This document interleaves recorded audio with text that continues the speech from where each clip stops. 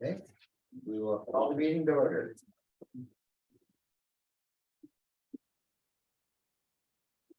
I pledge allegiance to the flag of the United States of America and to the republic for which it stands, one nation, under God, indivisible, with liberty and justice for all.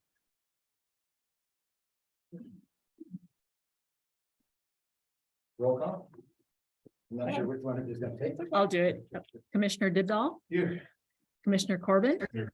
Commissioner Wire, Here. Commissioner Shaw, Here. and Mayor Lindsay. Here. Thank You have before you the agenda for this evening. Motion to approve. We have a motion and a second. All those in favor, signify by saying aye. Aye. Those opposed, same sign. Motion carries. Seeing no appearances or acknowledgements, is there anything anyone wants to remove from the consent calendar? If not, do we have a motion? Motion to approve the consent calendar as presented. I'll second. We have a motion and a second. All those in favor, signify by saying aye. Aye. Those opposed, same sign. Abstain. Okay, very good. Motion carries. Seeing no unfinished business. Under new business, public hearing upon the application for a retail malt beverage liquor license, Galen's Gourmet Popcorn. And is there, Galen, did you want to speak at all? Don't matter, I just was gonna say something if someone spoke against me, Yeah, but no, I have a popcorn shop uptown there. And, Galen, if you wouldn't mind coming closer for the benefit of those that are listening on the computers at home. okay. We have a popcorn shop uptown there, and, we're looking at getting more products, for South Dakota and like, eastern or western Minnesota, southern, North Dakota in our store. I have more of a, I guess they call it a shopping experience for people that want to buy something from South Dakota or local products. And we thought South Dakota wines would be good. We don't plan on serving any wine there, and right now don't even plan on taste testing. Someone told us to do that. No, we don't need to get into that. We just want to be able to sell it. And, so I guess that's kind of what we're talking about. We're looking at 8 different wineries right now in South Dakota. They don't all wholesale that we're looking at, but we've had a lot of course, interest back that they want us to handle their product. So if you have any questions, I'll sure take some. Very good. What about Wisconsin? We're trying to stay local, because we were even thinking about, Calico Skies is inward like a mile out of South Dakota. And that kind of throws our license off, because we're a South Dakota winery is what we're after. So, because it's a separate application for the state, so, yeah. For now anyway, yeah. Anyone It'll else? just be a small display. It won't be all around the room. Thank you. Thank you. Anyone else comments? Okay, then we'll move on to number 2. Approve retail malt beverage license for Galen's Gourmet Popcorn. I'll make a motion to approve. I'll second. We have a motion and a second. All those in favor, signify by saying aye. Aye. Those opposed, same sign. Motion carries. Thank you. Thank you, guys. Okay. Good Number luck. Number 3, public hearing upon the application for the temporary alcohol license for the Catholic Daughters of America, Knights of Columbus, St. Thomas Church Social, February 18th of 2023. And this is something that does happen annually, and I'm not sure if there's anyone here to speak for it or toward it, but and there doesn't necessarily have to be. So with that, we'll move to number 4. Approve the temporary alcohol license for the Catholic Daughters of America, Knights of Columbus for February 18th, 2023. Motion to approve. Second. We have a motion and a second. All those in favor, signify by saying aye. Aye. Those opposed, same sign. Motion carries. Todd Case is number 5. He is not here at the moment. Oh. Well, we will do on, go on to number 5, presentation of First District Association of Local Governments Annual Report from Todd Cave. I thought I was gonna be a little later than I Yes. was, but I avoided the police. Oh, very good. Good evening, Well, everyone. welcome to Madison. Yes, well, thank you. I've handed out, and I've also have an extra copy in case the public was interested. You know, prior to COVID, I was getting out every year to see everybody. And 2020, it didn't happen. And then in 2021, we actually had a meeting with the county and the city together here in Madison. And so we're getting back on schedule of trying to get out at least annually to talk to those elected officials, telling them a little bit about the planning district and what we do for you as members. And so I have a few handouts, and I'm not gonna read them to you, but the very first one is just the colored PowerPoint presentation. And again, just for, you know, just a quick history lesson. The first planning district is one of 6 regional planning and development districts located across the state. We have sister offices in Aberdeen and Pierre, Rapid City, Yankton, and Sioux Falls. We work in the 11 county area from Sisseton down to Flandreau over to Howard and back up to Clark. So it's 11 counties, 76 towns. We're not government, but we're creatures of government. We were created in 1971 by executive order by then Governor Frank Farrar. And we were created then, our mission then is the same as it is today. We're here to provide technical services to our members to enhance community and economic development and quality of life for those people living in northeastern South Dakota. We have a governing body, which is a 35-member board, made up of 3 representatives from each county, plus the chairman of the Flanders, Santee, and Siskind-Wapanil-Yate tribes. Currently, Mayor Roy is the city representative, Brooke Wally is the at-large rep on our board, and Adam Layton, newly county commissioner, is going to be the county rep on our board. That board meets twice, sometimes 3 times a year. We have an executive committee that meets on the interim, and their role is to provide guidance to the director to approve our work plan, approve our budget, have ribs and beer at our picnic in September. But they provide guidance and they hire the district on an annual basis. As far as how we're funded, we have basically 3 streams of income that come into our office. All municipalities with a population over 100 and every county pays dues into the organization. And that runs about 20% of our operating revenues on an annual basis. We use those dues to leverage other state and federal grants. And then we also do state and federal contract work on behalf of those entities. That's about another 22% of our operating revenue. Everything else we do is a fee-for-service stream. But our fee-for-service work for our members is going to be at cost less than they would find utilizing the private sector. And that just comes through the power of the collective. We might be using monies from Carthage in Lamona or something like that on an annual basis. As far as our staff, we presently have 12 full-time employees. We're looking to hire a couple more here in this next quarter. But about 180 years worth of experience in the office. There's a few of us that are getting up there in years. Greg Mogg, who is our primary economic development officer, grant writer, project administrator, is retiring in June after he'll have about 31 years of service in at that point in time. But we have individuals that work in grant writing and project administration. We have 3 staff currently that work in geographic information systems, where we manage a variety of state and regional and local GIS databases. We do web hosting of GIS information. GIS is integral to everything that we do in the office. There's 3 of us that go around and help communities and counties with planning, strategic planning, ordinance development, comprehensive land use planning. You know, if it's got a plan or study or report in the title, one of us is doing that on some sort of basis. And then we also have a sister organization, our first district development company, presently 3, 4th person coming on here in about a week. They're basically, they work with the private sector. We're like a bank, Wellpac, which is their certified development company and in Small Business Administration. They provide loans through SBA loans, plus we have a portfolio of revolving loan funds that we manage.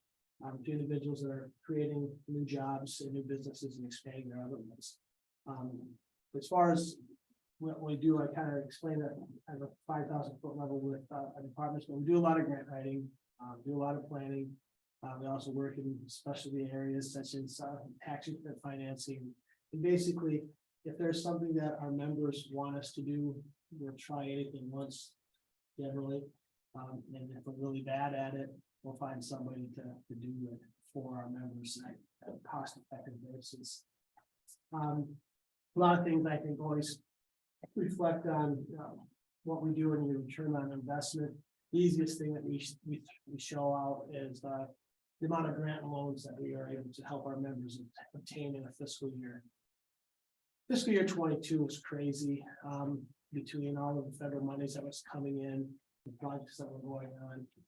Our office and last year alone helped our members obtain $409 million in grants and loans throughout the district. Of that 409 million, about 148 million was in grant dollars. That was communities such as Madison and others that took advantage of the ARPA dollars that were coming in, identified water and sewer projects to enhance their community development. And basically, that's about a $500 return on every dollar worth of dues. I've worked with the district for 30 years, and I've never seen the amount of money flow into the state as it has in the last year or so. Basically, I think 15 years that I've been the director and I've been tracking these numbers. All total, we've had about $241 million in grants that come into the district in the last 15 years, and 147 was this last year. So normally, we're always on the front end, but over the last 15 years, it's been about $66 for every dollar worth of due you take this year out. It's still, plus $30 for every dollar worth of dues. In Lake County, for example, there was about $6.3 million in grants that were awarded in Lake County for $194 return on investment. And on the very last page, you can see Madison was about 6.2 million. So most of the grant dollars came in Madison that came into the county. But since 2008, there's been over $12 million worth of grant dollars that have come into Madison. That it's not because of us, that we've helped facilitate in that over the last 15 years. The second handout is just basically kind of information, talks about the different types of services that our organization provides. On the back side, there's a list of employees, and then some contact information. Again, just more of a point of reference if you're thinking, do they do this? And like I said, we'll try anything once, but these are things that we're pretty good at on the front page. What I did on the third page is got little highlights. Basically just shows the activities that our office was working with in Lake County over the course of the last year. The second grouping was Madison, where we still were assisting with the buyout of those properties from HMGP grants that were awarded in 2020, about $1.5 million to purchase properties. I think we've got maybe 2 left to close on that. Christine in our office has been working on that for the last few years. We worked with the planning commission and city commission, excuse me, and we updated your comprehensive land use plan. That was a 1.5 to 2 year project, but a good project because it's been a while since that's been updated. We also submitted another HMGP grant recently. That will be hoping to hear on that soon. And then of course, the drinking water SRF and clean water SRF loans and grants that were awarded this last year for some water and sewer projects here in Madison. So the very last page is something that I've been tracking projects since 2008 on the countywide. So you just kind of see some of the things. One thing I was reviewing that today. I note that the zoning ordinance was last updated comprehensively in 2009. And I know you went through the codification, but all the codification is just basically taking all your rules and putting them into a single book. There's probably a need to seriously look at your zoning regulations, see what's working, what's not working. There's been changes in case law and state law since 2009. And I'm not asking for work right now, wanting to do work, but It's probably something that maybe this fall, we maybe wanna crack that book open and see, Luke would probably be the one who wrote the last revision for you in 2009. We don't, when he gets first, basically one of his first major gigs when he started working at the office was working with Jack Holmes in the city back then. So it's just something that you might want to consider. Again, if there's any sort of projects, the good thing is we had a very good working relationship with Jameson when he was in Volga. He knows where we're at. I know that you guys are going through a strategic planning process right now. I had a conversation with the consultant the other day about that and offered any assistance or help that we can do, provide information, and the things that we've worked on, and also because in the end, if you find things that you identify projects through that strategic planning process, and if we're looking for financing and funding, you're gonna come talk to us anyway about that. And so if there's anything we can be doing on the front end to help facilitate that as well, with what I saw. So any questions or comments, I appreciate the opportunity to come and talk to you. Roy comes to our board meetings. He's very diligent about coming when he was mayor a few years ago, and now he's back into the swing. So we appreciate it. And Jerry and Jeremiah, we see them at a variety of other places, and they do a very good job. So any questions, comments, anything I can answer that. You know where we are, and you come, yes, we're going to respond. Yes, no, very good, very good. Sowing dues and reaping returns. Did you come up with that? Pardon me? Sowing dues, reaping returns. Did you come up with that?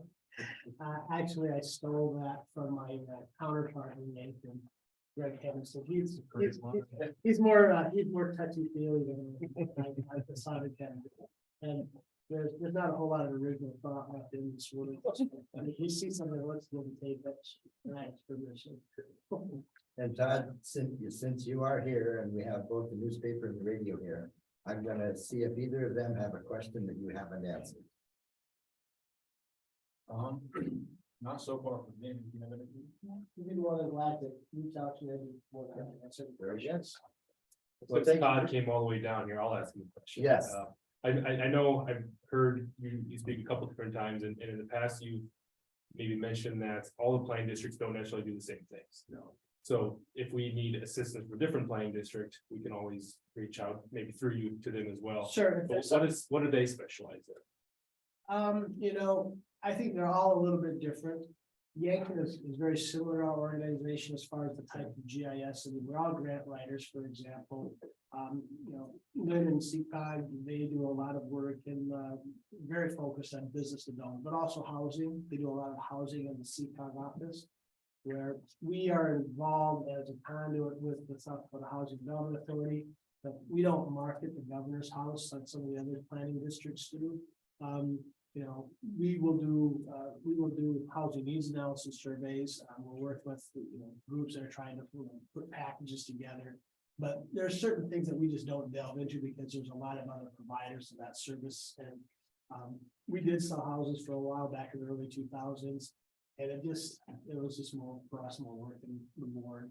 And there was other people that were doing it. So we steered them to NECOG and Aberdeen or CCOG and Sioux Falls. Okay, that's helpful. Well, very good. Thank you for the question. And I gotta go to Arlington to in a minute here, so I do appreciate it. Sorry for being. Very good. Thank you. No, you're perfect. I didn't see you sneak in and I was ready to move right past it. Thank you very much. So, thanks, Todd. Thank you. Hey, number 6, approve resolution number 2023-03. Bridge inspection program.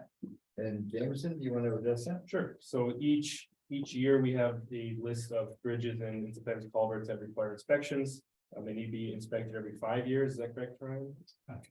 Every 2 years. Okay, scratch that. Every 2 years. And so this year we are passing this resolution so that we can move forward with getting some funding to assist with the inspections that are on the 2023 docket. So this would allow us to work with Banner Associates and then secure federal funds to pay for 80% of the costs, and the city will be responsible for the remaining 20%. Questions or comments? Pretty straightforward. If not, do we have a motion? Motion to approve resolution number 2023-3. Second. We have a motion and a second. All those in favor, signify by saying aye. Aye. Those opposed, same sign. Motion carries. Number 7, approve resolution 2023-04, amend established employee compensation for 2023. And again, Jameson, would you want to address that? This adds a new position to our utilities department. The position would be an administrative assistant, and it would help to relieve some workload concerns that staff have within the department. We do have to amend 2 different sections of our resolution because this position would have the opportunity to fall under both of our collective bargaining units. So section B adds it under Teamsters and section E adds it under IBEW. The new position would be at a grade 12. And largely would be responsible with some of the front end customer service, such as answering phones. Anybody who might show up at the door, deliveries, data entry, a lot of administrative assistant work that would relieve workflow for our other staff. Questions or comments? If not, do we have a motion? Make a motion to approve resolution 2023-04. Amend the established employee compensation. Second. We have a motion and a second. All those in favor, signify by saying aye. Aye. Those opposed, same sign. Motion carried. You guys get each other. Number 8, discussion on USDA water bond closing and debt terms. And again, I'll ask Jameson to address this one. Thank you, Mr. Mayor. For this one, I will pass the baton directly over to Sonia. This is just finishing up our RD project. We're getting pretty close on that, and we are coming up on kind of the end of that interim loan section. So we need to convert our current loan to permanent financing. Right now, rates are at 3%. Our contract or original bond anticipation note has a max interest rate of 3.125%, and rates are expected to go up in April. So we're wanting to get this closed in March. And basically what we're just here to ask is what direction do you want me to go with closing? We can do it a max of 40 years, which would be a $333,000 payment a year. We can go to 30 years, which adds about $60,000 onto that. We go to 20 years, that adds about $180,000. Personally, I'm not in love with a 40-year loan just because it's a really long time to take that debt out.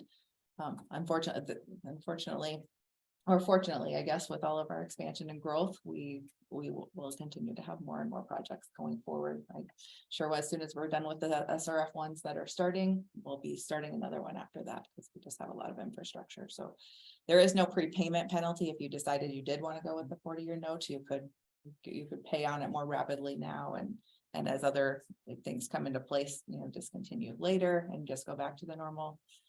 So you have some options. I just want to know which direction you're. And the interest rate stays the same. Yes, correct. Yes, it stays at 3% regardless. No penalty for.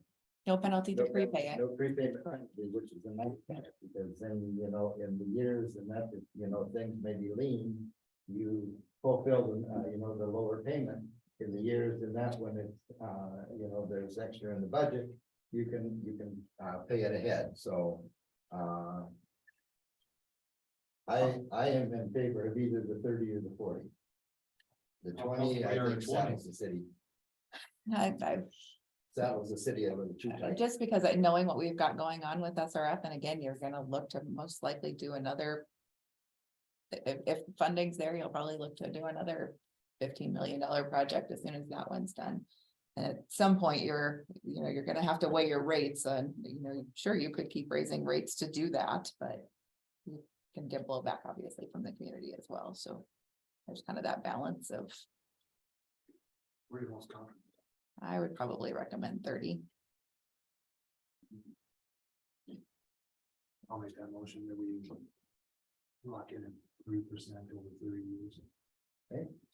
So I was part of when we got this loan, and one of the advantages I felt getting an RD loan is there's this weird thing called 1926B with federal indebtedness and water loans. So as Madison grows, at some point we may have a territorial dispute with our water system. And the 1826B that comes along with the development loan would kind of neutralize that in the water systems, 1926B protection. And I feel like we probably won't have a territorial dispute for it until we're near the end of that loan.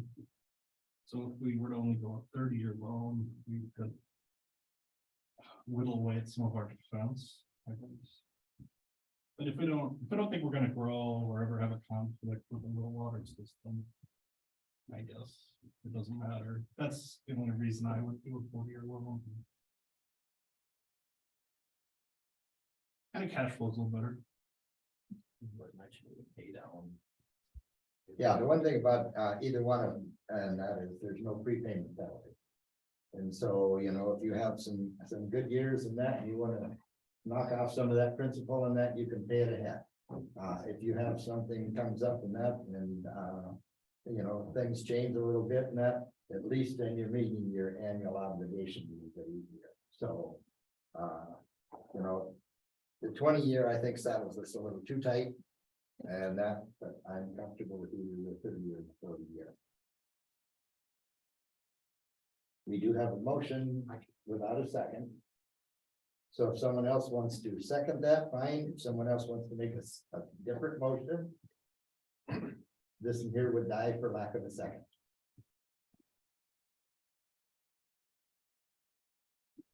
You're comfortable. 30 or 40, I, I mean, again, your interest rate isn't, rates are gonna continue to go up, I would project for a while. If they were to go back down to and get into that 1.5%, you could certainly refinance them like we did with the generation plant loan, so. You know, if it switches and goes that way, 3% is really not, I mean, that's pretty good, honestly, but. It's very good. It compounds longer, so 40-year loan would actually cost us more. Correct. If you run it out to 40 years. So you pay all that upfront, I mean, you set the term at 40.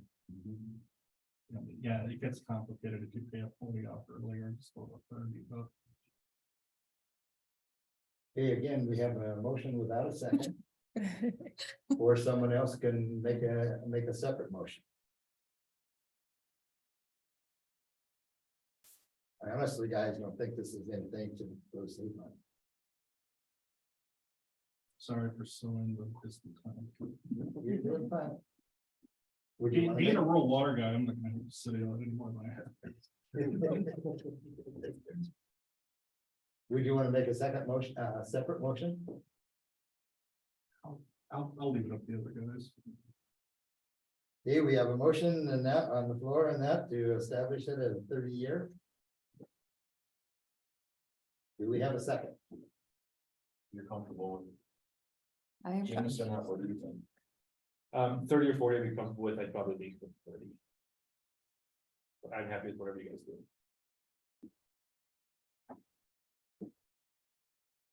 And again, we have a motion on the floor for a 30-year.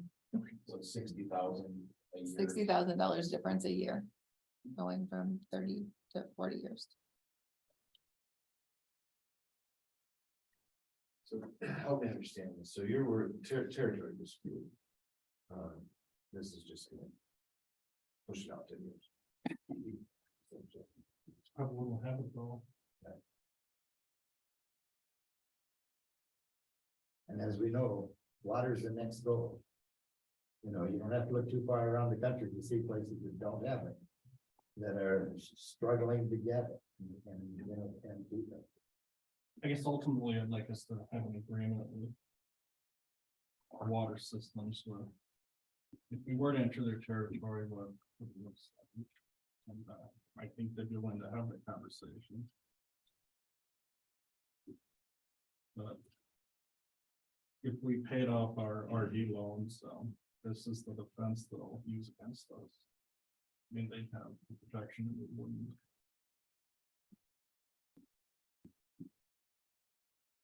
It's a real. It's this weird thing in water, I guess. They don't have. Wouldn't most of that be decided before 30 or 40 years though? Well, as the Did you- rate that Madison grows, I don't know at what year we'll have a territorial dispute. Seems like it's coming before 30 years or 40. would prefer to get paid off, just because if we're gonna continue to do infrastructure, and what's the length, how long does the infrastructure last? It exceeds 40 years. Sorry, Ryan, go ahead. I was gonna say 50, 60 years.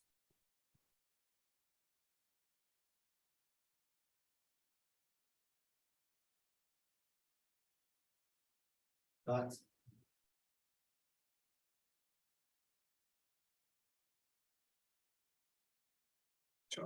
I'll second the 30-year motion. You've got a second. Kelly said- You got a Kelly, you second. seconded it? All right, we have a motion and a second. All those in favor, signify by saying aye.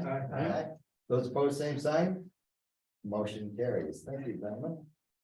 Number 9, authorize the mayor to sign the water and waste system grant agreement with the USDA in substantially the same form provided, which is what, as the form that we received. Jameson, do you want to address that? This is tied to the previous item. So if you want to proceed as discussed, you'll need to have the mayor sign the form.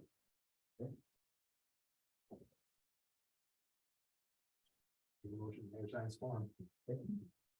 Okay, we have a motion and a second. All those in favor, signify by saying aye. Aye. Those opposed, same sign. Motion carries. Number 10, approve agreement with Banner Associates for services related to the wastewater digester coatings project. And Jameson, you want to address that? Yes, last year, staff in the wastewater treatment department emptied our digesters to have some periodic inspection done on it. And they did observe that there was some corrosion occurring to the facility that led to thickness that's less than desired. So we are engaging with Banner Associates to provide engineering services to design the project, which would involve it coating the area to prevent further corrosion. The cost for the engineering services would be an hourly not to exceed amount of $24,000. Yeah, did we replace that language? What is this? Coating. If it's part of the digester damage that they found, it'll all be taken care of the same time. Questions or comments?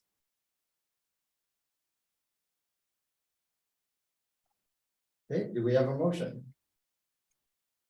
So moved. Sorry.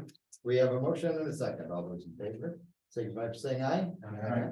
Those opposed, same sign. Motion carries.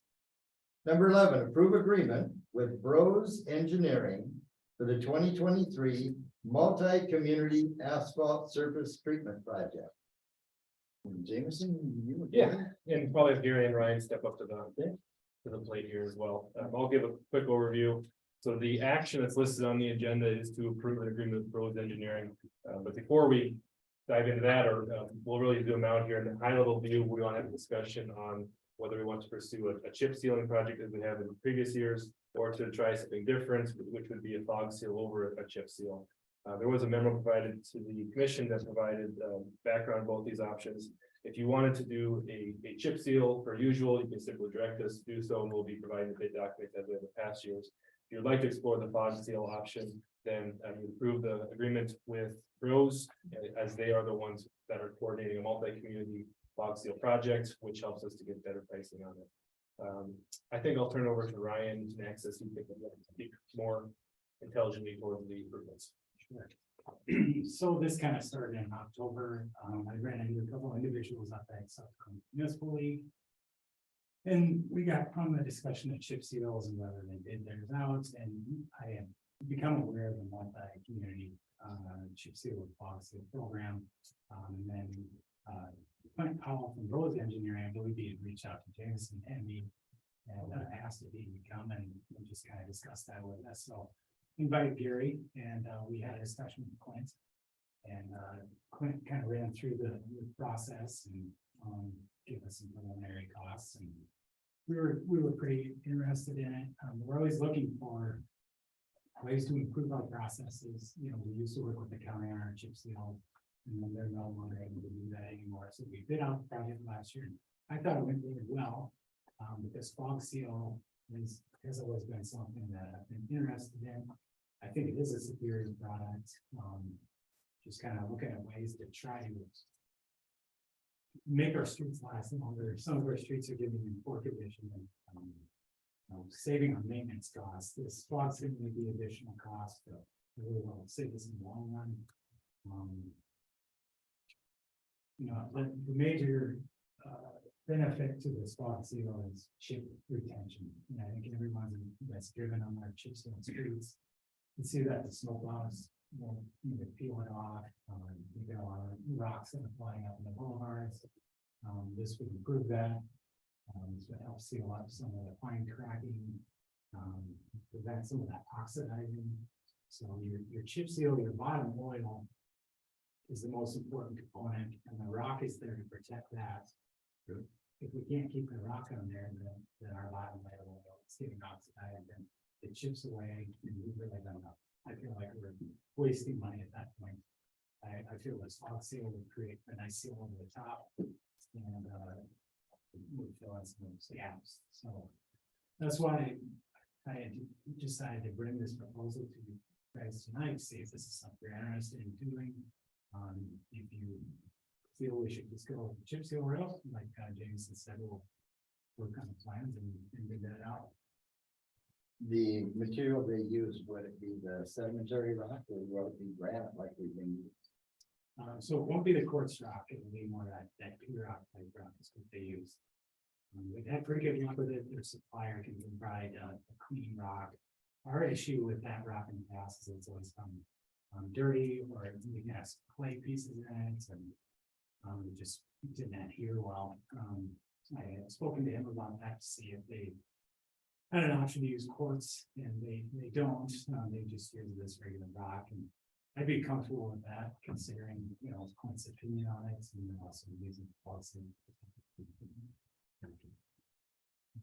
So we did some fog sealing several years ago, 6-7 years ago, like, Yeah, quite a while. and we didn't fog seal the intersections. Is that how we do it this season? We would fog seal everything, we would chip seal with this option. I think when we fog sealed before, it was kind of a test run. If I remember correctly, just to see if we liked it. The complication with that fog seal is you have to have the correct illusion. And that's why I kind of would like to lean on Rose Engineering for a little bit. To get their expertise on that, because I'm not an expert on the fog seal, I've just seen the product before, and I think it would provide some good, a good way to again achieve that chip retention, but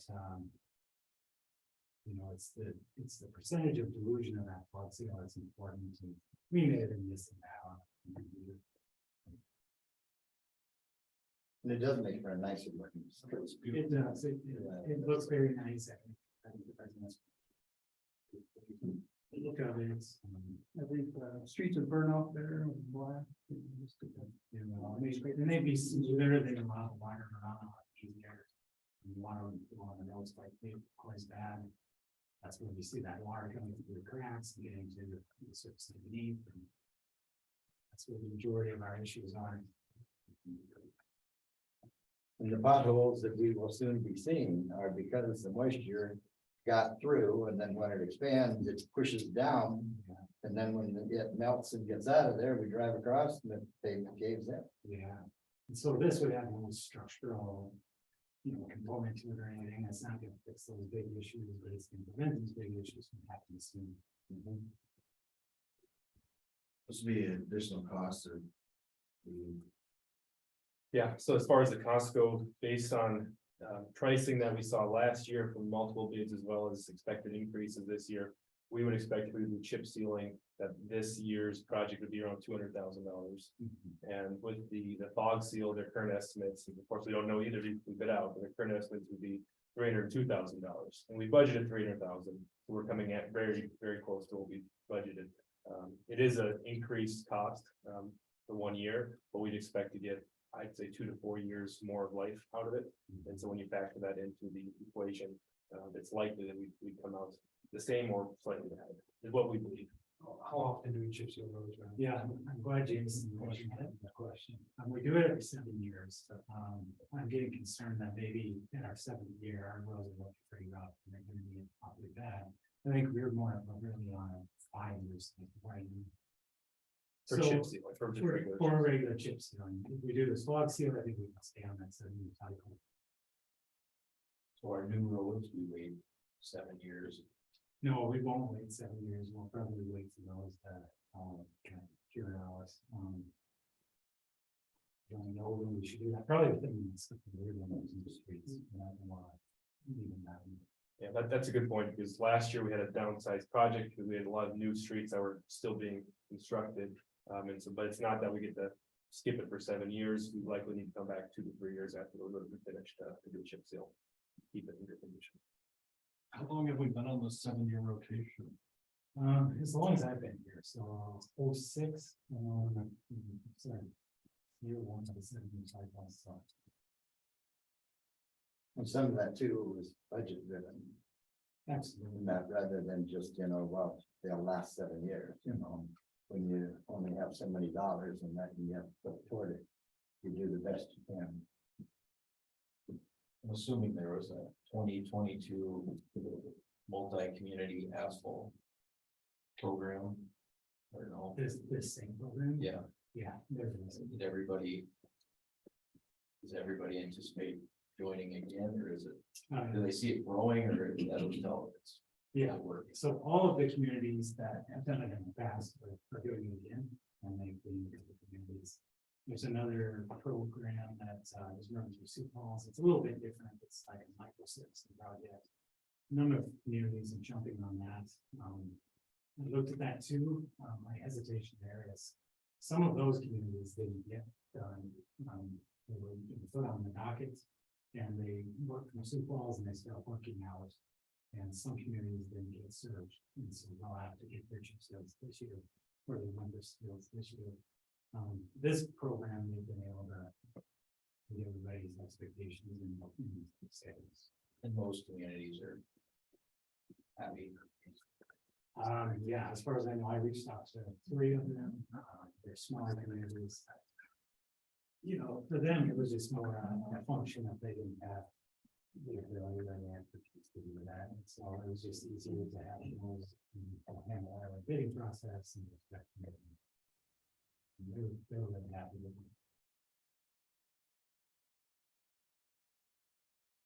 it. Other questions? I should mention too, if this does go to bid and the bid's coming in really high, we can pull back as much as we want. We can do anyone where from 1 square yard to 13,000 square yards. Pretty much. So, I imagine you recommend more than 1 square yard. I do. Okay. Yeah, area sec too. Well, the nice thing about the project that we did last year was, we anticipated X number of blocks. And we had material left over, so we got more done last year than what we actually anticipated. So, having the equipment, that can put it down more precisely, and that really, I think in the long run, saved us some money last year. Because we got a few more blocks done than we would have otherwise. With the year, it turned out to be a really good year to have a contractor. Good one. Other questions or comments? I appreciate you looking into it. I think it's really worth time. Especially if it's going to be looking uncertain, it's going to pass a lot of it. I get tired of waiting the box on it. Yeah, I gotta tell you, this is the most excited I've been about asphalt surface treatment. Thank you. I can handle that, Jeremiah. Would you like to make a motion? Yeah, I'll approve agreement with Rose Engineering for 2023 multi-community asphalt surface treatment project. Do we have a second? Second. We have a motion and a second. All those in favor, signify by saying aye. Aye. Those opposed, same sign. Motion carried. Number 12, appoint to the board of Madison Housing Redevelopment Commission. Karen Matheson for a 1-year term, Steve Sims for a 2-year term.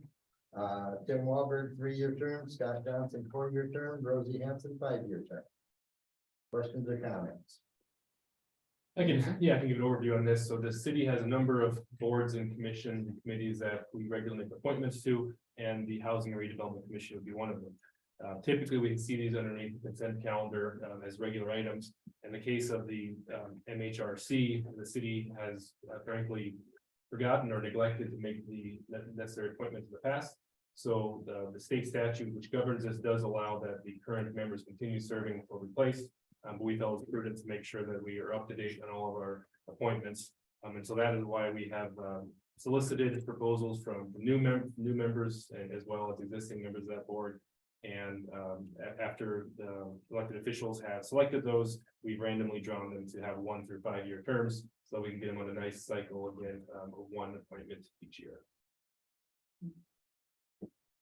Is there a limitation on terms? Maybe they can just continue to run. Yep, as many terms as Yeah. the commission would like to appoint. Other questions? If not, do we have a motion? I make a motion to appoint Board of Madison Housing and Redevelopment Commission, Karen Madison, 1-year term, Stephen Sims, 2-year term. Tim Walter, 3-year term, Scott Johnson, 4-year term, and Rosie Hanson, 5 years. We have a motion and a second. All those in favor, signify by saying aye. Aye. Those opposed, same sign. Motion carries. Do we have any public comment?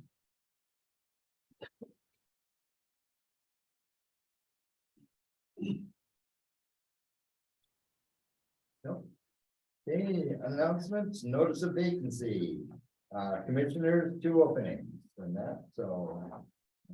And the deadline for turning those in is February 24. 24. February 24th, okay? And our next regular commission meeting will be February 21st at 5:30 p.m. Okay. And then we have a motion to adjourn. Second. Okay, we have a motion and a second. All those in favor, signify by saying aye. Aye. Those opposed, same sign. Motion carried. Thank you, everyone.